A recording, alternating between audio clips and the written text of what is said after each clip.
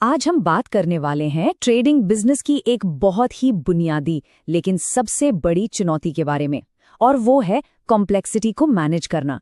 हम ज़ोहो जैसे एक इंटीग्रेटेड सॉफ्टवेयर इकोसिस्टम को एक केस स्टडी की तरह देखेंगे और समझने की कोशिश करेंगे कि ये इस चुनौती से निपटने में कैसे मदद करता है। और ये बिल्कुल सच है ना? अगर कोई ट्रेडिंग बिजनेस में है तो उसे पता है कि कॉम्प्लेक्सिटी या जटिलता तो बस रोज के काम का दूसरा नाम है। हर दिन इतने सारे वेरिएबल्स एक साथ चल रहे होते हैं और उन्हें संभालना ही तो असली खेल है। तो चलिए सबसे पहले ये समझते हैं कि आखिर वो कौन सी चुनौतियां हैं जिनसे ट्रेडर्स रोजाना जूझते हैं, क्योंकि आखिर इन्हीं समस्याओं को सुलझाने के लिए तो टेक्नोलॉजी बनाई जाती है। सोचिए जरा, मार्जिन पहले से ही बहुत कम है, ऊपर से करेंसी रेट्स हैं जो लगातार ऊपर नीचे होते रहते हैं। स्टॉक वो एक जगह नहीं बल्कि कई अलग अलग वेयरहाउस और ऑनलाइन चैनलों में बटा हुआ है, और इन सब के ऊपर कैश फ्लो को बनाए रखने का प्रेशर तो हमेशा ही रहता है। अब ऐसे में जो पुराने तरीके हैं, मतलब अलग अलग स्प्रेडशीट्स पर काम चलाना, वो इन सब चीजों के सामने सच कहूं तो बिल्कुल फेल हो जाते हैं।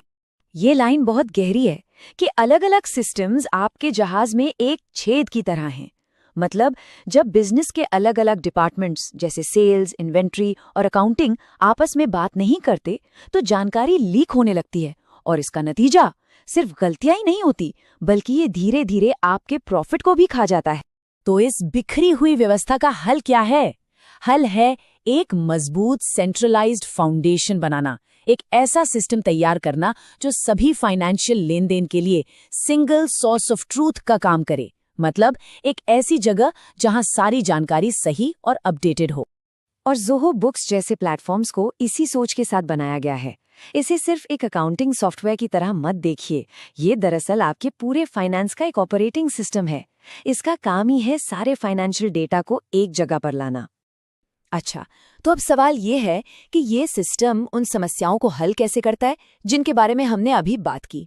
देखिए, ये बैंक के लेन देन को ऑटोमेटिकली मैच करके समय बचाता है, खर्चों को सही सही ट्रैक करता है जिससे लागत कंट्रोल में रहती है, और ट्रेडर्स के लिए जो सबसे जरूरी है, ये मल्टी करेंसी लेन देन को बहुत आसानी से संभालता है और एक्सचेंज रेट में जो भी उतार चढ़ाव होता है उसे अपने आप एडजस्ट कर लेता है। ये फाइनेंशियल क्लैरिटी लाने के लिए एक बहुत बड़ा कदम है। लेकिन रुकिए, एक मजबूत फाइनेंशियल बेस बनाना तो पजल का सिर्फ एक टुकड़ा है।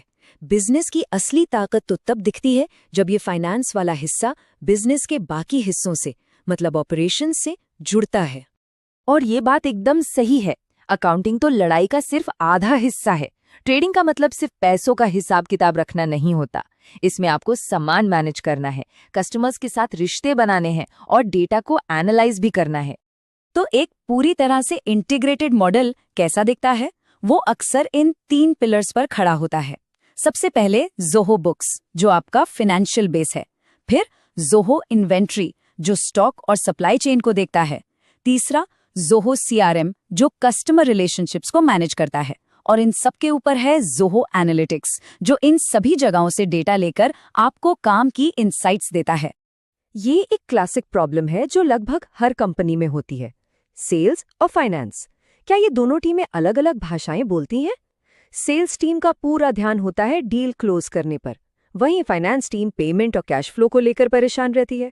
और जब इन दोनों के सिस्टम अलग अलग हों तो फिर कंफ्यूजन, तालमेल की कमी और देरी, ये सब तो होना ही है। आप देखिए, इंटीग्रेशन से फर्क क्या पड़ता है। इंटीग्रेशन से पहले क्या होता था? प्रोसेस मैनुअल था, धीमा था।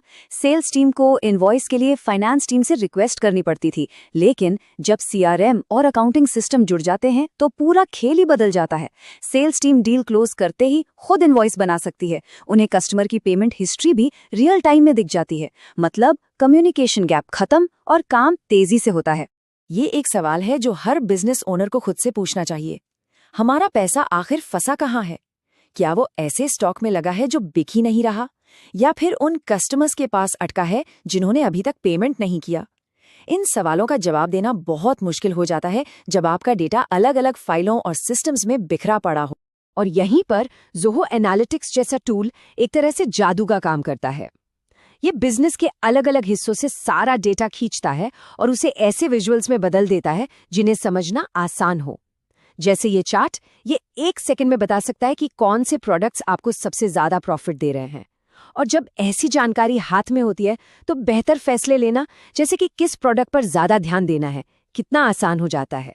तो जब ये सारे सिस्टम्स एक साथ मिलकर काम करते हैं तो इसका असली मकसद क्या है? मकसद सिर्फ बिजनेस को चलाना नहीं है, बल्कि उसे ऑप्टिमाइज करना है। मतलब अराजकता से निकलकर स्पष्टता की ओर बढ़ना।